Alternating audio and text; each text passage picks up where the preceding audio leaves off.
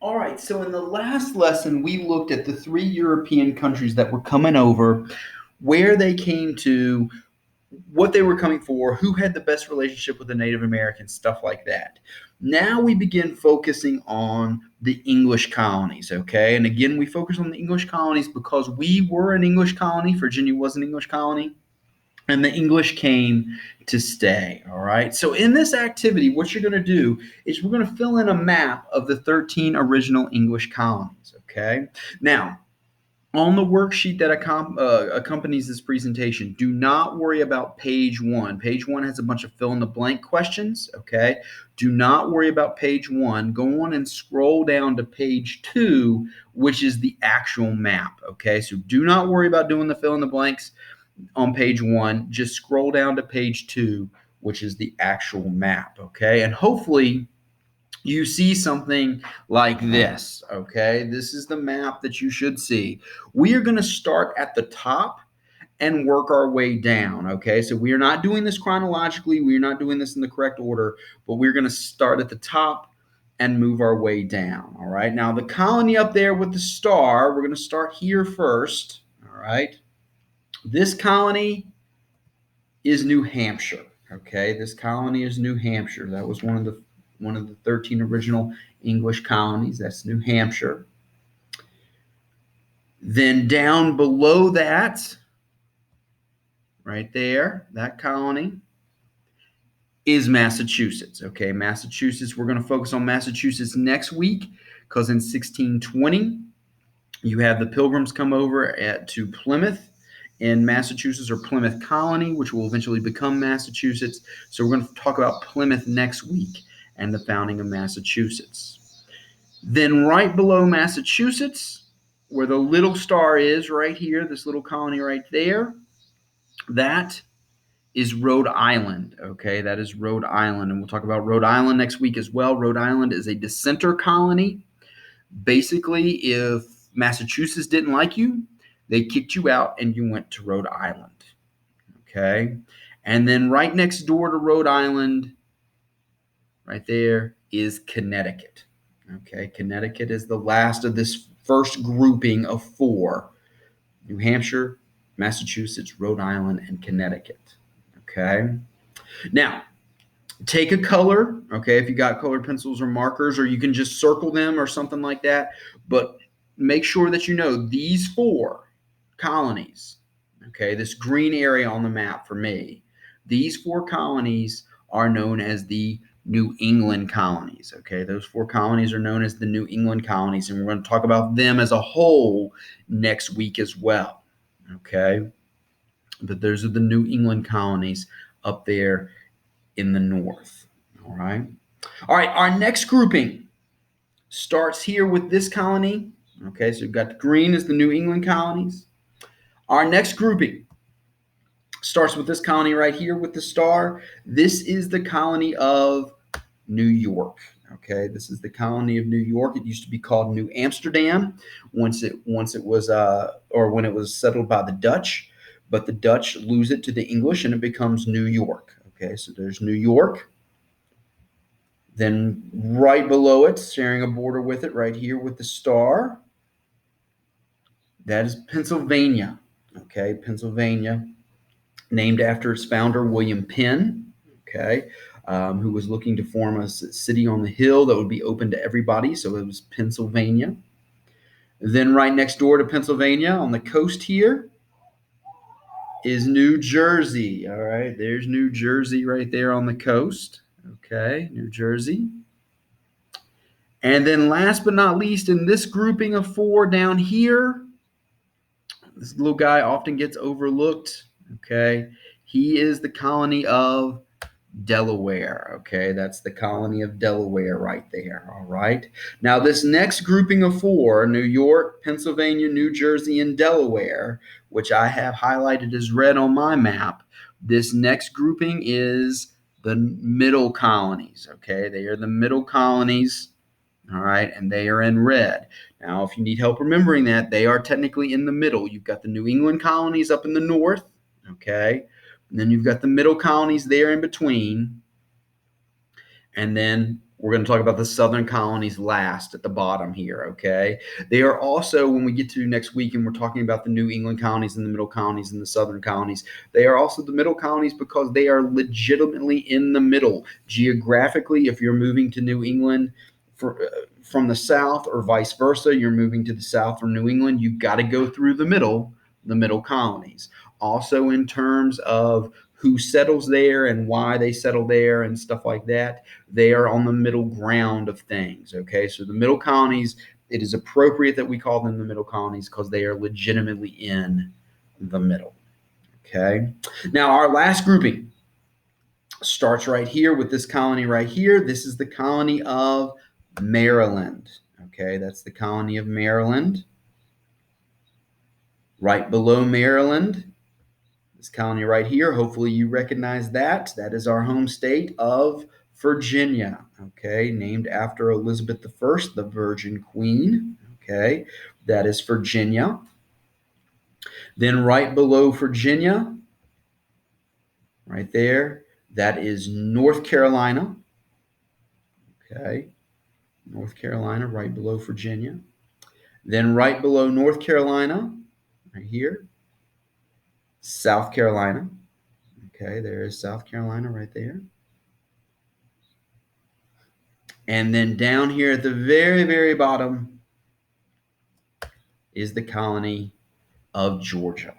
Okay, now Georgia is interesting in that Georgia was a debtor's colony. It was actually a prison colony. Okay, if you could not afford to pay your taxes back home in England, you had a chance of coming and living in Georgia. All right, and it was seen as a fitting punishment because nobody knew what was going to happen to you in Georgia. So you could take your chances in the wilds of the American colonies here, or you could stay in prison in England. All right. And some people decide to come to Georgia. Australia, also a prison colony, but we're not talking about Australia. We're talking about the 13 colonies here. So, anyway, this last grouping of 5 colonies from Maryland on down, okay, the purple group right there, those are your southern colonies, okay? Those are your southern colonies down there at the bottom of the map, all right?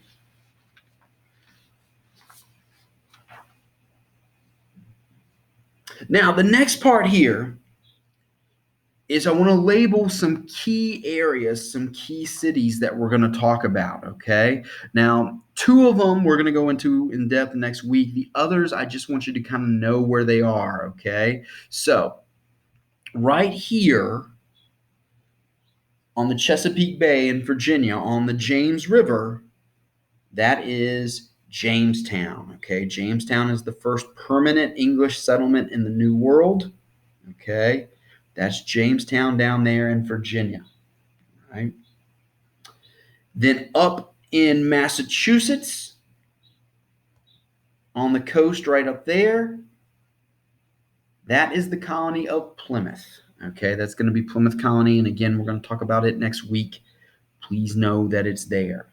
Now, there's 3 more that I want to show you, okay? These do not pop up, all right? So watch the little arrow. They do not have to be exact. Just get them in the most approximate area that you can.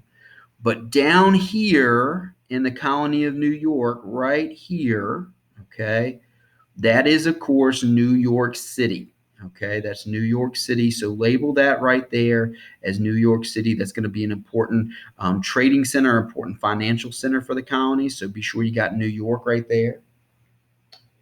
Then down here on the border of New Jersey, but it's in Pennsylvania, it's right here. This is the city of Philadelphia. Okay, see where that little area is right there? That's Philadelphia. Be sure you label that as Philadelphia. Philadelphia is going to be very, very important. Of course, from the Revolution, that's where the Declaration of Independence is written and presented. Very important revolutionary city, known for its tolerance, and it was founded, as a city that's supposed to be tolerant of all people. City of brotherly love. Okay, so Philadelphia there, and like I said, it is on the border. I've been to Philadelphia, and from our hotel room, you could look across the river and see into New Jersey. There's a big Campbell Soup factory in New Jersey that we could see from our hotel room in Philadelphia. So Philadelphia's in Pennsylvania, but you can see New Jersey. Then right here in the colony of Maryland, really close to DC, really close to Virginia, is the city of Baltimore. Okay, so it's in Maryland, but it's close to DC. It's on the outskirts of DC, close to Virginia border as well. But that's the city of Baltimore in Maryland. Okay, all right. Now, the last thing in terms of labeling this map, there are some groups that I want you to get down where you're going to talk about more of them we're going to talk about them in more detail as we move through next week. But I want you to get these groups down right now. All right. We're going to start up in Massachusetts. Okay. Here are the colonies that we're going to hit. We're going to start up here in the yellow in Massachusetts with the Puritans. Okay. The Puritans go to Massachusetts. All right. They are seeking religious freedom. And like I said, we're going to talk more about them next week. They are seeking religious freedom. Then down below them here in Rhode Island are the dissenters. Basically, if the Puritans could not stand you, they kicked you out and you went to Rhode Island. You were known as a dissenter because you did not agree with the status quo. Okay. So Rhode Island becomes the dissenter category. Then you have a group, the French Protestants, also known as the Huguenots. They go to New York, the pink right there. That makes sense because New York borders Canada. All right. And you had the French in Canada. Well, they're going to come down into the colony of New York and settle in New York, also looking for religious freedom. If you remember from world history, the French Huguenots are looking for religious freedom. So they end up coming to the New World and they're going to settle in New York. All right. Then down in New Jersey, you're going to have the Presbyterians in the blue here. This is where the Presbyterians are going to be. They are a Christian denomination. They are also looking for religious freedom. So they head to New Jersey. In Pennsylvania, the green there, you're going to have the Quakers. Okay. The Quakers, again, another religious group, again, looking for religious freedom. They're going to settle in Pennsylvania. Okay, they're going to settle in Pennsylvania. Then we have Maryland. Okay, now the way to remember the group in Maryland, the group that settles in Maryland are the Catholics. Okay, Maryland is a Catholic colony, and if you need help, remember that. Remember, if you were Catholic and you go to confession, you are often told to pray the Hail Mary. Okay, Hail Mary, full of grace. Think Mary. Catholics, Maryland. Okay, Maryland is where the Catholics go. And then last but not least, Virginia is highlighted kind of in the light blue, light purple right there. Virginia, that was founded by the Virginia Company of London, and it was founded as a business colony. It was founded to make money. Okay, so those are the groups. The Puritans are in Massachusetts. The dissenters are in Rhode Island. Puritans are in Massachusetts. The dissenters are in Rhode Island. The Huguenots are in New York. Presbyterians are in New Jersey. Quakers are in Pennsylvania. Catholics are in Maryland. And the Virginia Company is in London. Okay. There's your dissenters going to Rhode Island. They are your Huguenots going to New York. Presbyterians in New Jersey. Quakers in Pennsylvania. Catholics in Maryland. And then the Virginia Company of London going to Virginia. Okay. All right. Now that does it for the map. This week was all about introduction. Again, learning those 3 European countries that are coming over, where they go to, why they come, what the relationship is with the American or with the Native Americans. Now we begin our focus on the British colonies because we are a British colony. You've got them labeled. You've got some key groups that we're going to be talking about next week. You've got some key locations that we're going to be talking about, not just next week, but throughout the course this year. So this is giving you an idea of where we're headed, and we're going to start looking at these groups in more detail and looking at these specific places in more detail starting next week.